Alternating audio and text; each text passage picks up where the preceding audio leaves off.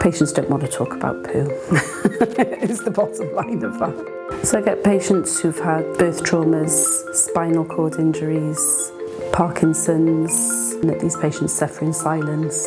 A lot of emotional support. Some people have got terrible stories, It's part of my role that they do open up about their issues. But I'm naturally quite a nosy person, so I enjoy getting to know them and finding out a little bit more about their lives. And it's important to know what's important to them so that you can help them.